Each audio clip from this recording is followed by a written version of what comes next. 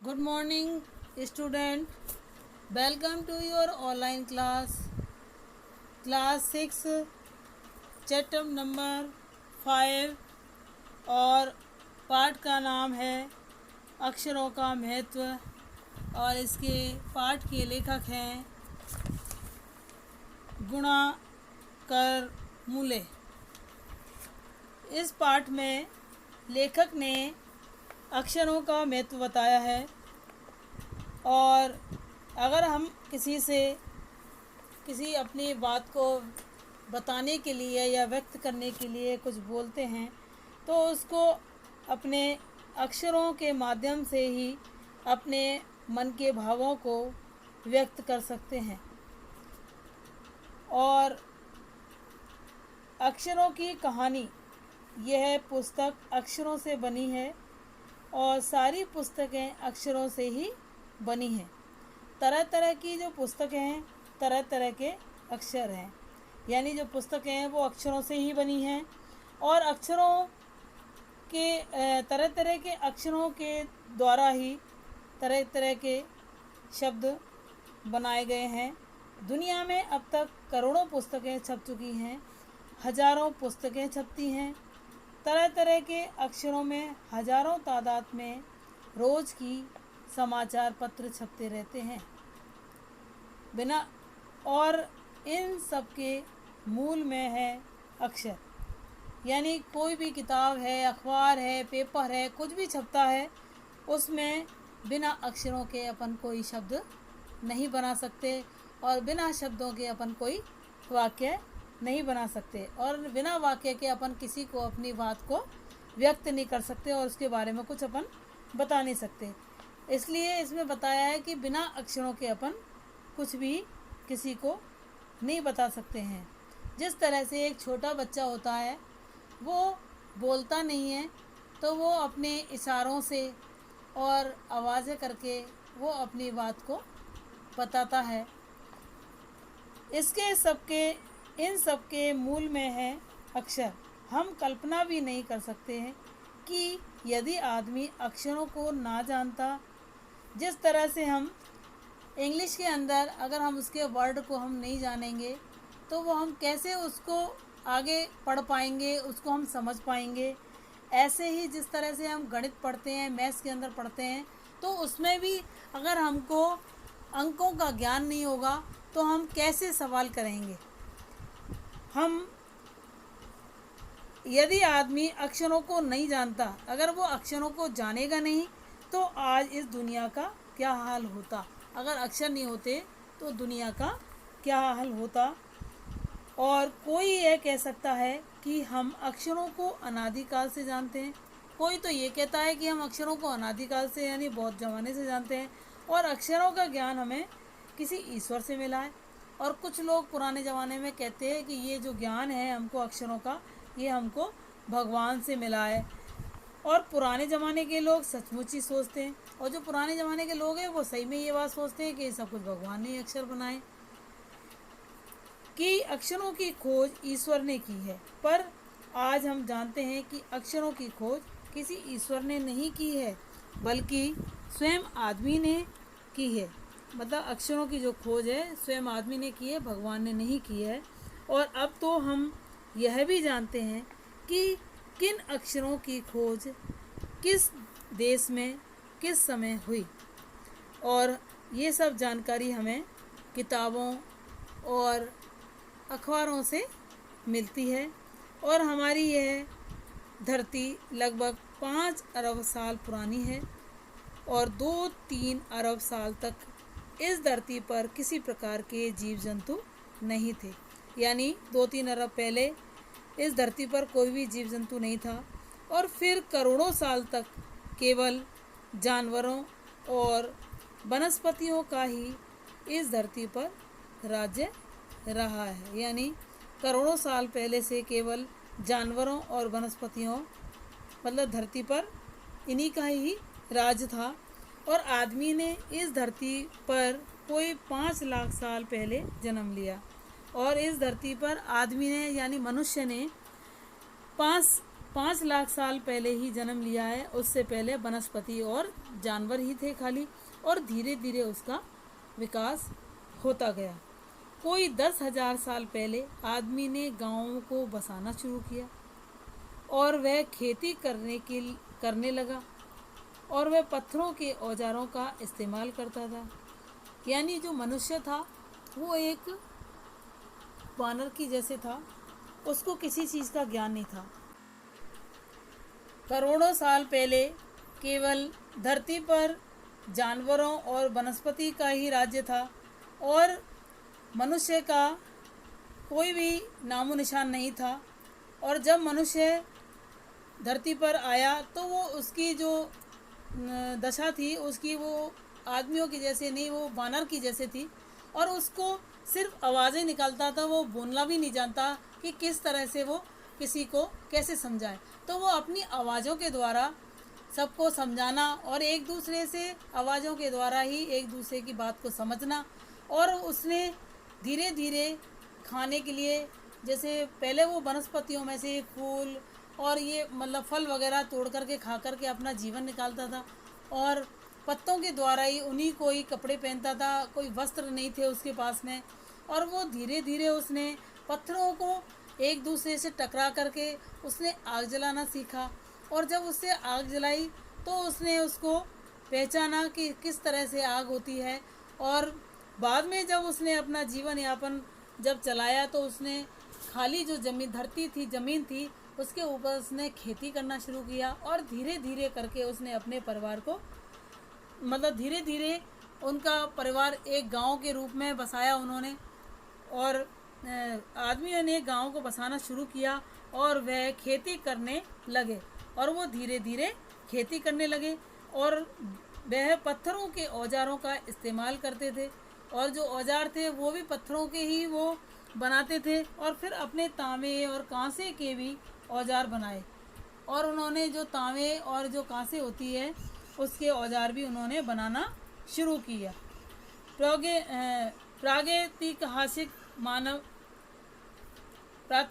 मानव ने सबसे पहले चित्रों के जरिए, यानी जो पहले जो मानव था उसने अपने चित्र के द्वारा अपने भावों को व्यक्त किया। यानी चित्र बना करके ही उन्होंने अपनी जो भाव हैं, उनके अंदर के जो मन के जो विचार हैं और उनकी जो भावना है उसको उन्होंने अपने चित्र के द्वारा व्यक्त किया। और जैसे पशु पक्षियों, आदमियों आदि के चित्र बनाए, और वो दीवारों पर आदमी और पशु पक्षियों के चित्र बना करके बताते थे। और इन चित्रों के संकेत के बाद में भाव संकेत अस्तित्व में आए, और उनके जो चित्रों को देख करके उनके जो संकेत होते थे वो उनके भाव बन करके वो जो संकेत हैं वो अस्तित्व यानी उनके सामने आए। और जैसे एक छोटे वृत्त के चहु और किरणों की खोतक रेखाएं होती हैं, जैसे एक वृत्ताकार जो गोला होता है उसके चारों तरफ जिस तरह से किरणें होती हैं, और उसी तरह खींचने पर वह सूर्य का चित्र बन जाता है। यानी उस रेखा को गोल गोल घुमा करके जिस तरह से सूर्य का चित्र बन जाता है, और बाद में यही चित्र ताप या धूप का घोतक बन जाता है, और सूरज से ही हमको धूप और रोशनी मिलती है। इस तरह अनेक भाव संकेत अस्तित्व में आए, यानी इस तरह के संकेत उनके अस्तित्व में आए, और तब जाकर के काफ़ी बाद में आदमी ने अक्षरों की खोज की, और उसके बहुत समय बाद में मनुष्य ने अक्षरों की खोज की। और अक्षरों की खोज के सिलसिले को शुरू हुए मुश्किल से 6 साल हुए हैं, केवल 6 साल अक्षरों की खोज के साथ आगे अक्षरों की खोज के साथ एक नए युग की शुरुआत हुई। जब अक्षरों की खोज हुई तो एक नए युग की शुरुआत हुई, और आदमी अपने विचार और अपने हिसाब किताब को लिख करके रखने लगा। यानी अक्षरों के माध्यम से इंसान अपने विचारों को और अपने हिसाब किताब को, कोई भी कार्य को अपने अक्षरों के माध्यम से वो लिख करके रखने लगा। तब से मानव को सभ्य कहा जाने लगा। और आदमी ने जब से लिखना शुरू किया तब से इतिहास आरंभ हो गया। और जब से आदमी ने जब लिखना शुरू किया तो ये इतिहास बना। और किसी भी कौम या देश का इतिहास तब से शुरू होता है जब से आदमी ने लिखे हुए लेख मिलने लग जाते हैं। और जो इतिहास जो लिखा, देश में जब लोगों ने लिखना शुरू किया तब ये इतिहास हमको देखने को मिले। और इस प्रकार इतिहास को शुरू हुए मुश्किल से 6,000 साल 6,000 साल ही हुए हैं। उसके पहले के काल को प्रागैतिहासिक काल यानी इतिहास के पहले का काल कहते हैं। यानी उसके पहले का जो काल है वो प्रागैतिहासिक काल कहा जाता है, जो इतिहास से पहले का काल है। अतः हम देखते हैं कि यदि आदमी अक्षरों की खोज नहीं करता तो आज हम इतिहास को ना जान पाते। अगर आदमी अक्षरों की खोज नहीं करता तो हम इतिहास को नहीं जान पाते और हम यह जान पाते कि पिछले कुछ हजार सालों में आदमी किस प्रकार रहता था और क्या क्या सोचता था। अतः हम देखते हैं कि यदि आदमी अक्षरों की खोज नहीं करता तो आज हम इतिहास को ना जान पाते और हम यह ना जान पाते कि पिछले कुछ हजारों सालों में आदमी किस प्रकार रहता है और क्या क्या सोचता है और कौन कौन राजा हुए इत्यादि। अपन बिना अक्षरों के अपन इतिहास की और ना किसी के बारे में जानकारी कुछ भी नहीं कर सकते कि किस तरह का इतिहास था, क्या कौन राजा था और कौन वहाँ का जो कार्य करने वाला था वो कौन था। अपन किसी भी बात की खोज अपन बिना अक्षरों के नहीं कर सकते थे। अक्षरों की खोज मनुष्य की सबसे बड़ी खोज है। अक्षरों की खोज करने के बाद ही मनुष्य अपने विचारों को लिखकर रखने लगा। मतलब अक्षरों की सहायता से लोग अपने मन के जो विचार हैं उनको लिख कर के रखने लगे और इस प्रकार वे पीढ़ी के ज्ञान का इस्तेमाल दूसरी पीढ़ी करने लगी और एक पीढ़ी से दूसरी पीढ़ी उस ज्ञान को इस्तेमाल करने लगी। और अक्षरों की खोज करने के बाद पिछले 6,000 सालों में मानव जाति का तेज से विकास हुआ।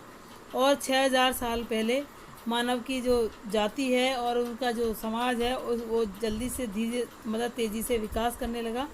और यह महत्व है कि अक्षरों का और उनसे बनी हुई लिपियों का, यानी अक्षरों का और उनसे द्वारा जो लिपि जो लिखी गई है उनका महत्व है। और अतः हम सबको अक्षरों की कहानी मालूम होनी चाहिए। आज जिन अक्षरों को हम पढ़ते हैं या लिखते हैं वे कब बनाए गए, कहाँ बने और किसने बनाए, यह जानना ज़रूरी भी है।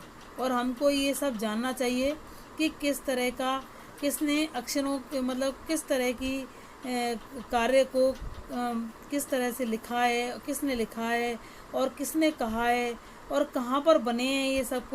ये सब किसने बनाए हैं और कब कहाँ पर हुए हैं, ये सारी जानकारी हम बिना अक्षरों के नहीं कर सकते। अतः हम देखते हैं कि यदि आदमी अक्षरों की खोज नहीं करता तो आज हम इतिहास को ना जान पाते और हम यह ना जान पाते कि पिछले कुछ हजारों सालों में आदमी किस प्रकार रहता है और क्या क्या सोचता है और कौन कौन राजा हुए इत्यादि।